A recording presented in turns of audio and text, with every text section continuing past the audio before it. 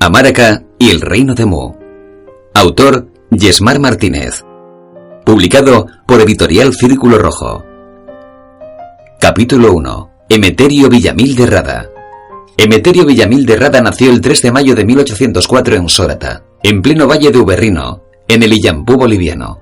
Hijo de doña Isidora de Rada y don Ildefonso Villamil, Villamil inicia sus andaduras en el conocimiento de la humanidad en La Paz, a través de la instrucción de los monjes y frailes que por aquella época tenían el dominio de la enseñanza en las escuelas. En los claustros severos y añejos del Seminario de La Paz, en donde Villamil fue iniciado en los rudimentos del saber, en los latines y en la enseñanza religiosa. El riguroso estudio de la lengua muerta le proveyó a Villamil de la capacidad de entrenar su mente para luego, después, aprender y ahondar más a fondo en otras lenguas y dialectos. Debido a la inquietud de este joven muchacho, pronto recogió galardones escolares que anunciaban con buenos augurios futuros premios laureados. Año de 1825. La algarabía del pueblo boliviano no puede ser más placentera. Sus calles, engalanadas hasta los cimientos, dejan correr torrentes de alegría y jolgorio. Jolgorio sano, ya que triunfantes por sus calles vienen, en un baño de aplausos y ardor patriótico, Simón Bolívar y Antonio José de Sucre. Emeterio Villamil de Rada pronuncia una bienvenida a los libertadores con tan solo 20 años de edad. Bolívar rehúsa una corona de laureles que una señorita le ofrece en nombre de la ciudad, pero la señorita no cede y se la entrega a Sucre. Bolívar quedó entusiasmado con la retórica y la gran elocuencia con la que Villamil de Rada hablaba de la santa causa, de la libertad y la defensa de los nobles principios de la democracia. Bolívar, al final de la jornada, quiso que Villamil de Rada se incorporase a su comitiva en una función burocrática. Villamil rehusó tal honor. En el año de 1826, Emeterio Villamil comienza sus andanzas como aventurero, dando gracias a los avances en locomoción que, ya por el siglo XIX y XX, se veían con gran entusiasmo. Tuvo la gran suerte de que su padre tenía una cuantiosa fortuna. En el mismo año 1826, Villamil padre se enteró de la presencia del explorador, viajero y científico británico Lord Bering, el cual arribó a tierras de Bolivia para llevar a cabo un estudio antropológico de las tribus indígenas del lugar, y fue a visitarlo directamente con la intención de convencerlo para la tutela de su hijo. Don Ildefonso Villamil decidió entregar a su joven hijo, de tan solo 20 años de edad, como pupilo del Lord inglés. Con el Lord, Villamil hijo haría su sueño realidad, el de descubrir el viejo mundo. Desde 1826 a 1836, Villamil residió en varias partes de Europa. En Londres ingresó en una academia para ser instruido en la lengua griega y el latín, además de practicar el inglés y zambullirse en la historia y la filosofía. Pero al mismo tiempo, tenía que adiestrarse en las matemáticas y la física. Sus estudios fueron complementados con viajes por Europa, donde también residió en el París de Luis XVIII, llevando una carta de recomendación para el glorioso general Lafayette. Viajó a Italia, la Italia de grandes personajes como George Sand, Alfredo Musset, Lord Byron y Goethe. Recorrió la Roma clásica para después viajar a Viena. En el año de 1833 regresa a su tierra natal, Bolivia, trayendo consigo muchos libros de historia y filología. El dominio de las lenguas europeas ya no son nada nuevo para él, dominando estas con gran maestría. Lord Melbourne impulsa sus ganas de dedicarse al periodismo, pero el obispo Indaburu, primer rector de la Universidad de San Andrés en recién fundada, le confirió el título de doctor en Bellas Letras, dictando la cátedra de literatura. Dado sus conocimientos en ingeniería, dedica parte de su tiempo a la industria minera. La política también estaba en la agenda de Villamil, y de la mano del general José Vallivian le fue señalado el camino de la prosecución, obligándole a emigrar al Perú. Villamil conoció a una jovencita limena, con la cual se casó y tuvo un hijito. Pero Villamil era inquieto, y la vida hogareña no era para él. Por cosas de la vida que no llegó a comprender, el joven esposo dejó a la jovencita limena sola, y con el hijito sin padre alguno. Más tarde, la jovencita mujer de Villamil fallecería. Emeterio se trasladó al norte del Perú, al calor del auge de la corteza de la quina, la cual estaba en gran apogeo en su época y que los españoles supieron explotar por sus propiedades medicinales. La condesa de Chinchón, ya en 1648, fue la encargada de dar a conocer tales propiedades de la quina. Villamil no logró buenos beneficios dedicándose a la quina, pero en cambio, ganó conocimientos de los indígenas de aquella parte del Perú.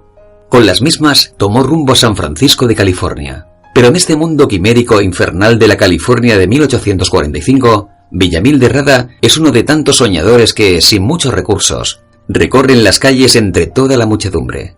Pero un repentino infortunio echó al traste todo su trabajo. Quedó tan tocado económicamente como llegó a California. De allí decidió viajar a México, donde envidiablemente se encontró con la dictadura de Santa Anna. Ayudado por unos amigos periodistas que se apiadaron de Villamil y también ayudado por un joven pastor protestante, el cual se hizo amigo de Villamil, se encontró con la ruta hacia Australia. Su buen pastor y amigo falleció y Villamil quedó solo de nuevo. Esta vez, su próximo destino sería Sydney, en Australia. Allí estuvo por 6 años, de duros penares. Y aunque en su tierra le daban por muerto, Villamil de Rada apareció en Valparaíso, como quien no quiere la cosa, en el año de 1856, desde donde regresa la paz, y al año siguiente su pueblo natal, Sorata, propicia su candidatura para el puesto de diputado, dándole un triunfo sin igual. Ingresa al Parlamento convocado por el presidente Córdoba, pero todo duró poco. La Revolución de Septiembre echó al traste todos los sueños de Villamil. El dictador Linares se alzó al poder. Desde 1857 a 1861, Villamil de Rada se tuvo que exiliar al Perú de nuevo. Allí fundó el periódico La Bandera Tricolor, desde el cual trataría temas relacionados con su tierra, Bolivia. En el año de 1861, su pueblo natal le vuelve a elegir diputado. Se afincó en Río de Janeiro, en Brasil, donde tendría su residencia hasta 1880. En Brasil escribió casi la totalidad de su magna obra, pero esta se vio truncada por vericuetos políticos y de índole religiosa, ya que así lo recogen documentos el bibliógrafo y escritor Nicolás Acosta. Coroico, La Paz, Bolivia, 1844. Taca, La Paz, Bolivia, 1893. Bibliógrafo, historiador y biógrafo. Abogado, activista del Partido Liberal, 1883. Además de diputado y ministro de Instrucción, Justicia y Cultura, 1880. El total de volúmenes de Villamil de Rada hacen de estos un total de 12 tomos. Un verdadero trabajo de sapiente escriba, pero don Emiterio Villamil no sabía que la Iglesia estaba detrás de los tiras y aflojas de sus obras. El sistema de la primitividad americana, 4 tomos. Nacionalidades americanas emanando del Perú, 1 tomo. La localidad del Edén y su mapa de los 4 ríos que designa con precisión el Génesis, 1 tomo. La historia prehistórica, generante de la ulterior, 2 tomos. Introducción al vocabulario en aymara teutónico, 1 tomo. Glosario, 1 tomo. De los radicales aymaras en lenguas arianas, 1 tomo. La religión primitiva y sus dogmas en América, 1 tomo. Y un volumen que contenía de 8 a 10 vocabularios del aymara irradiados a otras lenguas como la griega, la latina, la inglesa, la hebrea y la tecnología científica. Pero, por otro lado, este insigne, incansable, erudito, paceno y gran escriba de las letras y las ciencias seguía con sus quehaceres lingüísticos con otras obras como 1. Historia del descubrimiento de la lengua primitiva. 2. Del estado de las ciencias de las lenguas de Europa. 3. Notas sobre la lengua elemental. Introducción general al vocabulario aymara en otras lenguas. 4. Elementos gramaticales del aymara y discurso. 5. Preliminar o prólogo exponente y resumen de la obra principal titulada El sistema de la primitividad americana. Estos libros estaban destinados a conformar una obra de alcance monstruoso, la filosofía de la humanidad. El señor Villamil de Rada estaba deseando que su magna obra llegase a todo el público, y redactó una serie de trabajos relacionados con sus obras. Mandó copias de sus manuscritos a los propios manuscritos, al gobierno de Bolivia, para que fueran revisados y, en el caso de ser aceptados estos, que su propio gobierno costeara la impresión y su distribución. El gobierno de aquella época no dio señales de vida, y no estimó enviarle acuse de recibo de su petición. Por suerte, un amigo del escritor, Nicolás Acosta, lo rescató de los archivos nacionales y fue publicado en el año 1888. Curioso, porque ese año Roggeveen descubre la isla de Pascua. El título que se le daría a esta obra rescatada casi de las cenizas fue La lengua de Adán.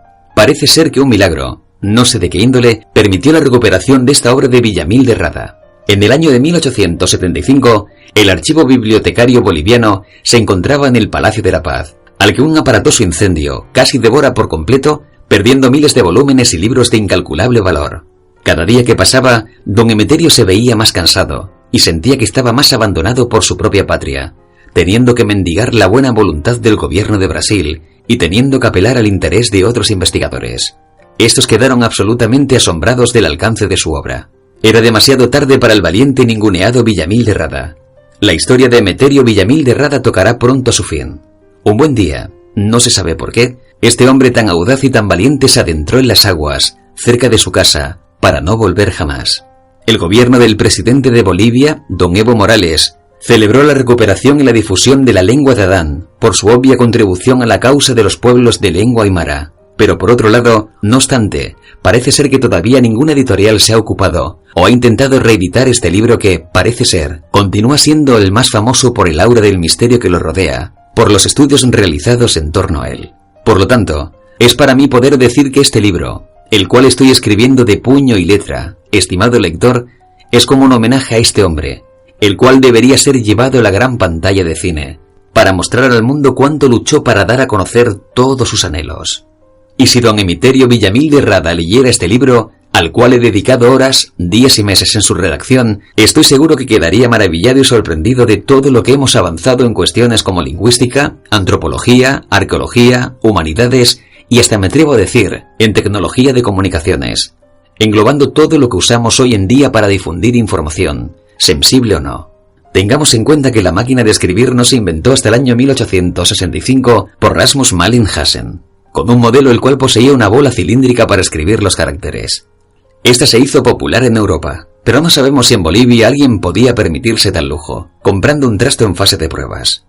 Allá por el año 1873 se diseñó un nuevo modelo de máquina de escribir, ideada y patentada por Remington. Pero todas eran máquinas caras, llenas de fallos, y aunque algunos modelos llegaron a usarse hasta 1909, no llegaría una máquina fiable 100% hasta el año 1920, en el que se lanzaría un modelo que sería un estándar para otros fabricantes, pero que popularizó la compañía Remington.